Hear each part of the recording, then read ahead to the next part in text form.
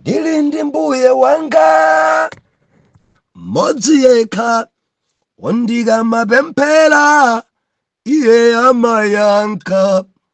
Ndili ndi mbuye wanga wondikonda wondikasala kudya iye amayankha.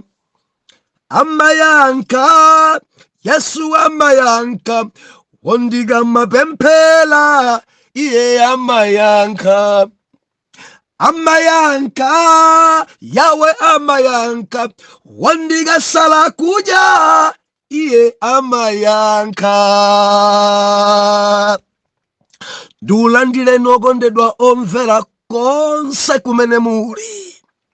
Heneleke Tchale, mtumiki wanu, believer, lero pa 23 October 2024. Ulendo sabutopiki chiphamaso. Believer, kudziko kuno kukuyenda mzimu wa chiphamaso, mzimu wa chinyengo, mzimu opusisana. Tiwerenge Joshua chapter number 9 verse 1. Mawu otsogolera kunena kuti Joshua anyengedwa ndi Agibiyoni. Napangana nawo. Verse number 3. Verse 3.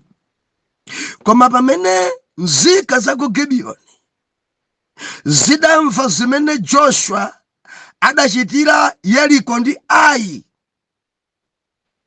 zinachita mochenjera. Nizimuka nizoneka ngati mithenga, nizitenga matumba akale pa abulu awo ndi matumba a vinyu akale ndi ong'ambika ndi omangamanga. Verse number 5. Ndi nsapato zakale ndi zigamba pa mapazi awo, nizivala nsansa ndi mikate yonse ya kamba wawo inali youma ndi yoyanga nkhungu. Ndipo zinamuka kwa Joshua ku misasa ku Giligala, niziti kwa iye ndi kwa amuna a Israeli, tachokera dziko lakutali, chifukwa chache mupangane nafe. Ndipo amuna a Israeli anati kwa Ahivi, kapena muli nkukhala pakati pa ife, ndipo tipanganenji ndi. Koma anati kwa Joshua, ndife akapolo anu. Pamenepo Joshua anati kwa iwo, ndinu ayani ndipo mufuma kuti? Ndipo anati kwa iye, akapolo anu afumira m'dziko lakutali tali, chifukwa cha dzina la Yehova Mulungu wanu, pakuti tidamva mbiri yake ndi zonse anachitira Igupti, ndi zonse anachitira mafumu awiri Aamori okhala tsidya lija la Yorodani, Sihoni mfumu ya Hesiboni ndi Ogi mfumu ya ku Basana, wokhala ku Asitaroti. Tibakita imina pamene papiriva.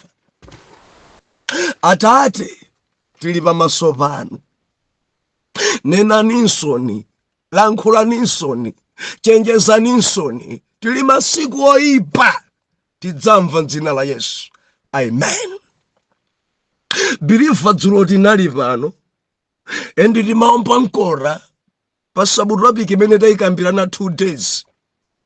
Dziko ladzaza mavumbulutso anthu, endi zimenezi dzapangisa anthu ambiri kuvutika, dzapangisa anthu ambiri kuyenda nyengo zokhwekhwerezeka, dzapangisa anthu ambiri kudya zosenera kudya, dzapangisa anthu ambiri kumpsopsonana ndi njoka, dzapangisa anthu ambiri kuchoka pamaso pa Mulungu. Mavumbulutso a anthu. Biliva anthu kudziko kuno anamizidwa, kudziko kuno anthu aberedwa, kudziko kuno anthu ataya omwetamweta, kudziko kuno anthu adodoma. Mavumbulutso a anthu. Ena ulira atapusisidwa. Mavumbulutso a anthu. Ena mabanjawo adatha. Mavumbulutso a anthu. Ena adachoka mipingo yawo. Mavumbulutso a anthu. Ena adasiya dzakudya. Mavumbulutso a anthu. Ena adasiya ntchito. Mavumbulutso a anthu. Nimafuna nene kuti samalira, tili masiku oyipa kwambiri amene anthu angolubwalubwa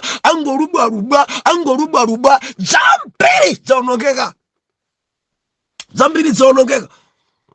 Ife tinamuona Joshua adasamalitsa zimene anthu akunena. Israeli idababadidwa, idamenyedwa, idaluza nkhondo ndi kamzinda kakang'ono ka Ai. Mavumbulutso a anthu atati ngupita 3,000 chifukwa choti kamzinda kakang'ono kamene katika kaumbudza kumtenga Mulungu ngati wachizolowezi, osafunsira kwa Mulungu, ende zotsatira zake adathawa pamaso pa Ai. Mavumbulutso a anthu. Koma atapemphera chapter number 8 ndi kumfunsa Mulungu, tchimo litachoka pakati pawo, Jehova adati mutenge ankhondo onse. Biliva Mulungu amalankhula, mutenge ankhondo onse. Ndapereka Ai m'dzanja lanu.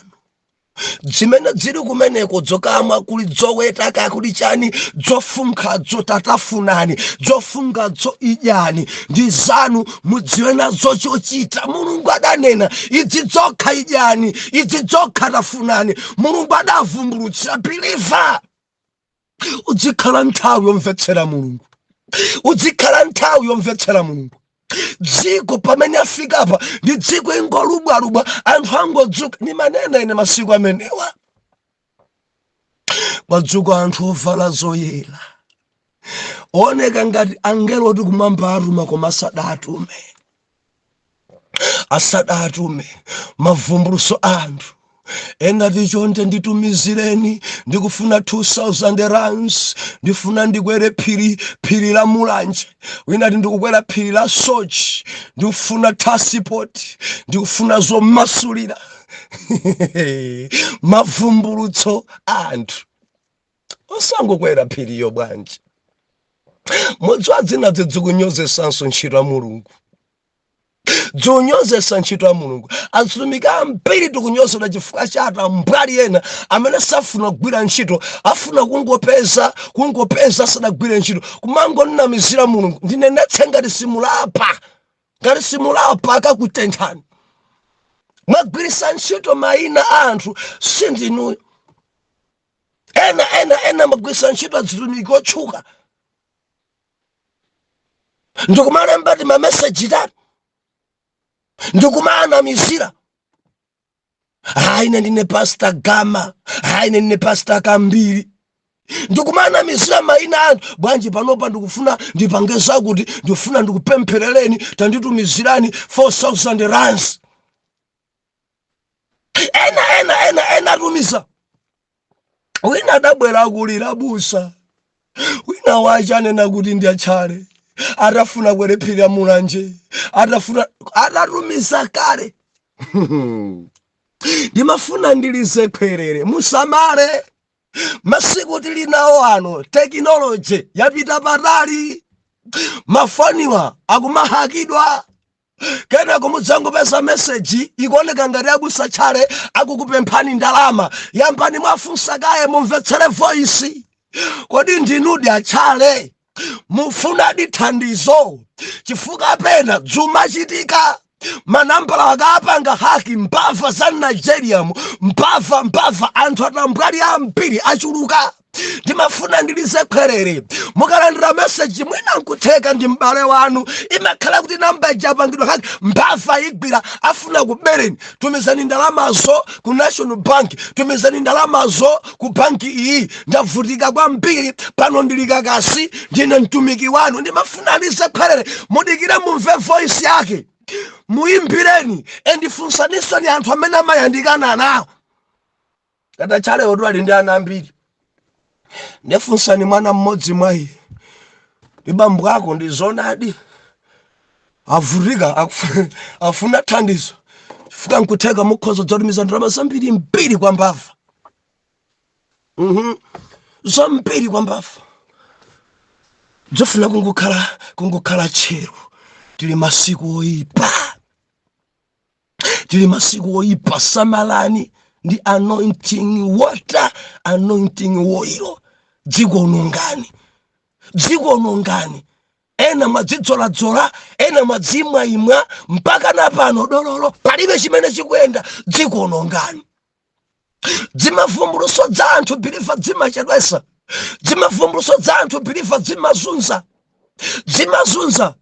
ena mwampakale kwa Adamu nanu atakuzani kukachalichika pamunsi apo kuti amuna anu aja mchiwanda mulekane nawo nimafuna ndikuchenjeza mzimayi usadalire tadzipanga diliti tahaga munako tapepesa maso anga ndaonena mayi ambiri akulira maso anga ndaonene biliva dzidzi ndachita kuona azimayi ambiri atasala padzuwa mamuna uja atankana pano mamuna uja adakwatira wina ali ni mkazi wina kusangala kwambiri mzimayi uchafika potuwa chifukwa cha mavumbuluso anthu aulira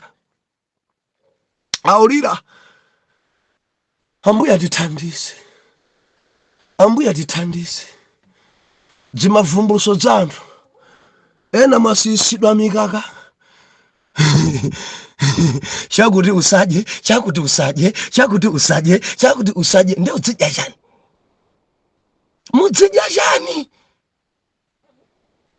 mudzidya chani nthochi musadye yayi odya nthochi sakalowa kumwamba mwadzitenga kuti nthochi ili ndi vuto yanji nthochi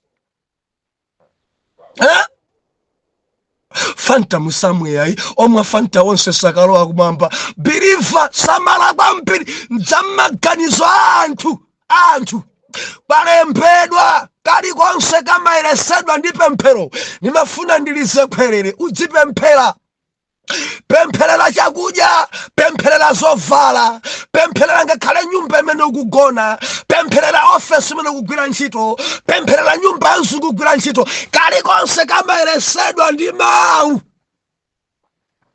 endi masiku ano anthu akudetsedwa zinthu chakuti usadye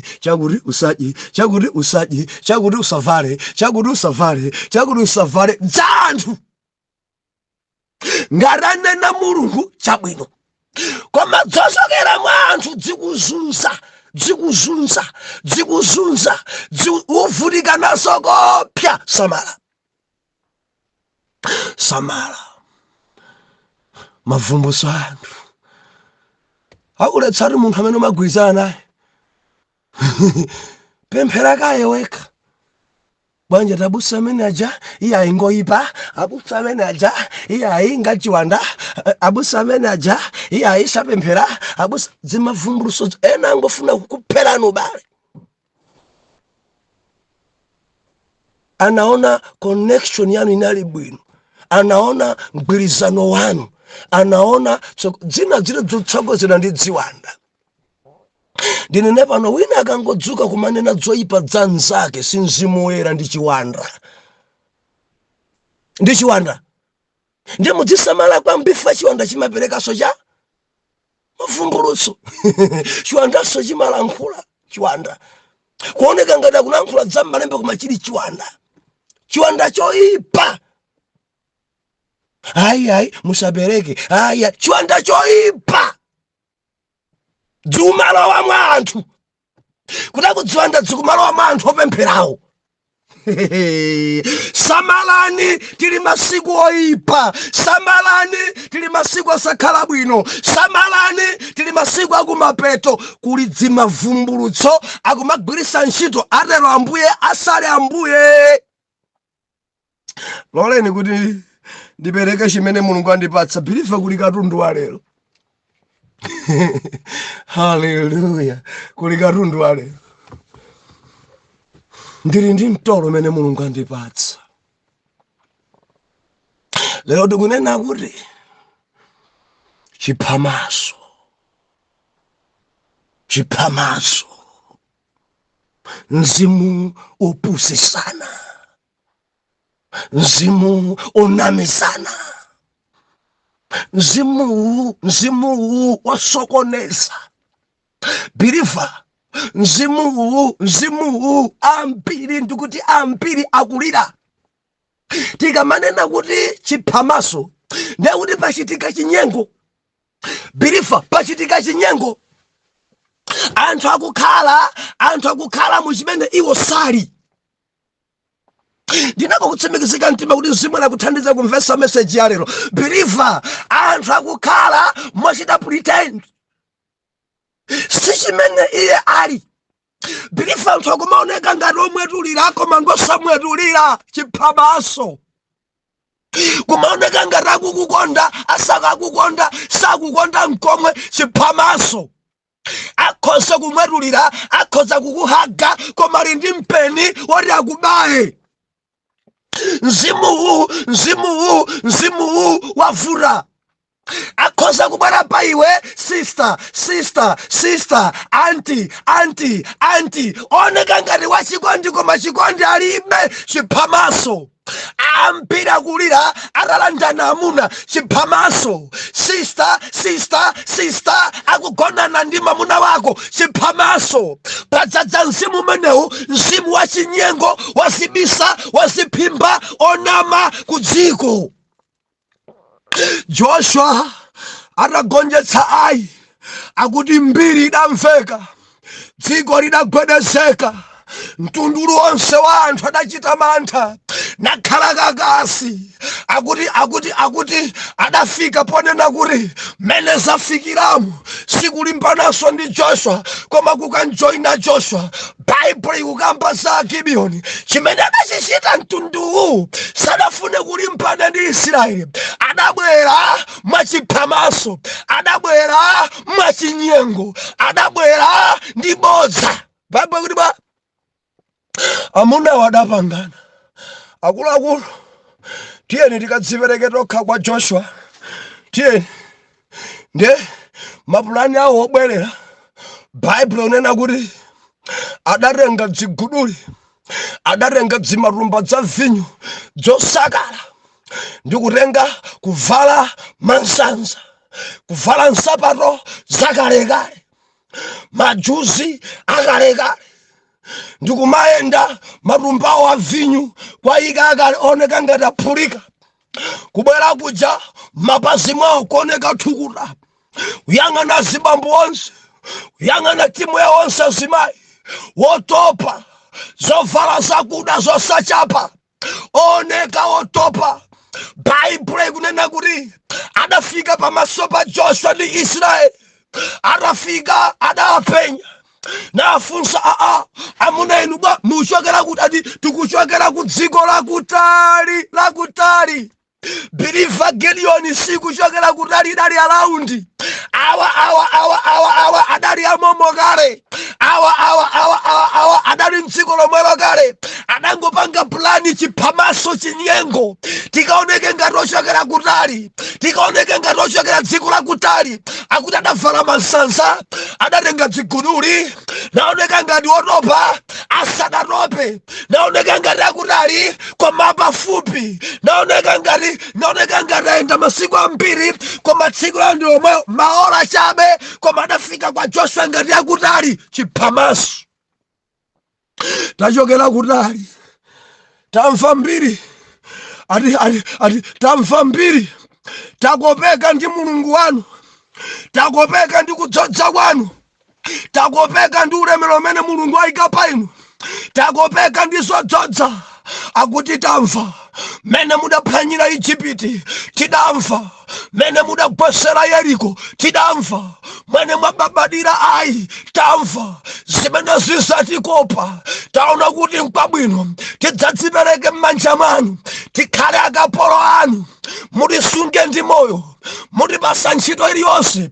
Koma tachokera kutali, tachokera kutali, tachokera kutali. Adadzinamizira, adadzipasa mayina ena, adadzinamizira, adafika pamaso pa mtumiki ndi mtima ndi mzimu wachiphamaso. Dzachuluka izi. Mzimu ukonongetsa zinthu, mzimu ukuvulalitsa zinthu, wachiphamaso, mzimu oyipa wachiphamaso. Believe amabwera ngakhale kutchali chikwanu, akhozobwera nkumaoneka ngati walilime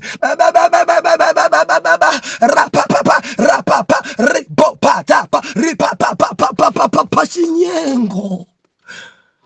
Chinyengo maiye ndi mzimu wa munthu chabe, mulibe muoyera. Ria manorobo rapokerebosha, mzimu wa chinyengo. Birifa ndi ndumboni ndizi. Usamapusisike ndililime, usamapusisike robo raba ree. Zisakukopezi ambira zimaya kulira. Chidabwera chimamuna china cha chinyengo cha chiphamaso, kupemphera naye sevesi moji rapapapapa repepepepepepe rabababababa. Zimayikopeka ndikwatidwe nchamalilime koma chiri chigerioni cha chinyengo chidanguloweza mawedi ripo rapa rekete rimos maya dalira kulira. Ndili ndi maumboni ndizi. Birifa ndi maumboni izi, ndinazo mboni, maso anga ndadziona izi.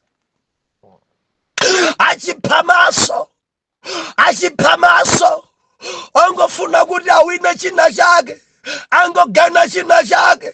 Sali muchimene chocho, dzodzo maiwo mulibe, zibwera maiwo mulibe, chonadi maiwo mulibe.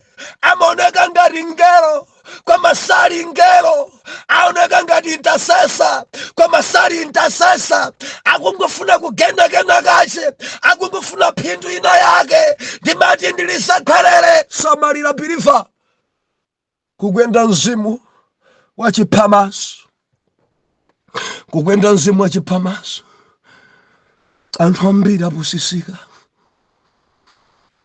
apusisika, ende ambiri akulira pano, mzimu maminisita apakasulidwa ni mzimu umenewo achiphamaso. Oneka ngati ochoka kwa Yawe koma sakuchoka kwa Yawe, oneka ngati orumidwa koma sadatumidwe, oneka ngati anzodzo koma nzodzo palibe, oneka ngati ana a Mulungu koma si ana Mulungu, oneka ngati Ayuda koma ali anaskeva. Tili masiku oyipa, masiku amene anthu amatha kuvala chikopa cha nkhosa koma ali afisi olusa. Chenjera birifa, anthu avala chikopa cha nkhosa, lilime lawo looneka ngati opemphera, nkhope yawo yooneka ngati yachikondi, koma nkati ali afisi olusa, koma nkati abwera kudzakuononga, koma nkati abwera kudzapha zinthu, koma nkati abweresa maudani, koma nkati abweresa chopweteka. Ndimati lisakhalere kugwenda mzimu wachiphamaso. Samala ndangati akundivomereza abusa. Mkazi ndili naye poyambapa kaintasesa kopya. Haleluya. Mzibambo wina boma la Chikwawa adandilankhula abusa, mzimayi uyuyu adandipusisa. Banja tisadamange inopita Tchale chibambo Mzimayi nyimbo za worship akapemphera chitolira akaimba ngati apa ini anditenge chintasesa chindikhaye nacho nyumba chidzipemphera koma kungontenga kungonkwatira pemphero idatha pompo kuimba kudatha pompo kudzodza kudatha pompo Mzimayi nyumba kubwera ngati kachiwanda kena kake chiphamaso ndi angati amene akudandaulabe pano. Zibamba dabwera ndikukupusisani ndachokera kutali kumeneko ndine mkulu wa mpingo ndikuchokera ku college moti pano iya ndikungofuna kuti Mulungu andipase malo ndikambe kutumikira. A Gideon wina adakoveka ndikwatidwa ndi mtumiki asali mtumiki. Bilifa nimafuna kuti Mulungu achite kutithandiza. Kubwera Gideon ofala mansansa oneka ngati ayenda mtunda wautali, oneka ngati kuchoka dikutali koma akuchoka alaundi. Endi cholinga chawo kudzangopusisa, cholinga chawo kudzangodinamisa, cholinga chawo kudzangotiononga. Nimafuna usamale inu amene mukupanga business. Kuli a Gideon amabwera ngati anzanu kuti mupange no business akufuna kuonjoleni akubereni. Mzimu akuthandizeni, akuthandizeni mapartners anu a business. Chifukwa mukhoza kumangothamangira munthu tsiku ndi tsiku akukuberani. Ambuye atithandize. Kuli a Gideon amavala mansansa kuoneka ngati otopa sadatope, kuoneka ngati kuchoka kutali sakuchoka kutali. Thukuta ikhoza kuoneka, mansansa mukhoza kuwaona ndi maso anu angodzika angodzikoloweka zimenezo. Bilifa samala ndi a Gideon akhoza vala mkanjo, akhoza sunga ndefu, akhoza vala kanekita ka Bible manja. A Gideon oneka ngati akuchoka kutali koma kuchoka alaundi. Mzimu atithandize, Mzimu atithandize. Mudzwa imene chidachitika. Joshua adakhulupirira bodza lawo, Joshua adawalandira, Joshua adawapempherera, Joshua adalumbirira mpaka adabwera mkwalumbirira. Mukhala pakati pathu, muzikhala ndi ife, mwachoka kwambiri kutali, mwafika kuno, maumboni anu atikhudza, mwabwera mwamva kupambana kwa Mulungu wathu. Khala nafeni, chita nafeni, mukhala pakati pa ana a Israeli, mukhala pakati pathu kuti nthawi iyi mtumiki sanapemphere,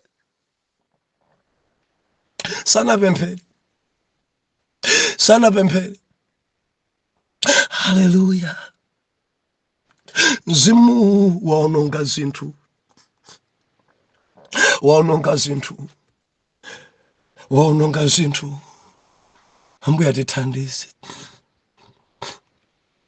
Ambuye atithandize. Kutaka magwirisa ntchito apa alaundi achiphamaso oneka ngati otikonda kwambiri kwa mafuna kuononga utumiki pakamwa. Ndikukamba ndi mtumiki wina utumiki wachi waonongeka ndi anthu a alaundi, anthu amene ali alaundi. Samachoka kutali amangovala nsansa amakhala pomwepo. Ndipo ndi simple anthu kukuonongera utumiki anthu amene akuyandikira. Koma ngati ili bodza, ndimafuna ndilimbikitse mtumiki wina, koma ngati ili bodza yochokera kwa Satana, choonadi sichimalodzeka. Olombire akuipisire mawa zidzadziwika kuti mbabodza. Samalani ndovala mansanza Giliyoni. Samalani ndi anthu achiphamaso. Samalani anthu obwera pa inu mtendere praise God, koma pakati pawo mkati mwawo mulibemo za mtendere, mkati mwawo muli ndulu, mkati mwawo muli chopweteka. Ndimati ndilisakhwelere kukuyenda mzimu mmenewu. Titani popeza zadzadza, timfunse Mzimu Woyera atithandize, atitsogolere, atiunikire. Bwanji mawa mundilondole dadi, dziko langa dzafika povuta. Anthu akumaonesa mano pa ife, koma mkati mwawo mulibe mano, muli mipeni yoti ationonge.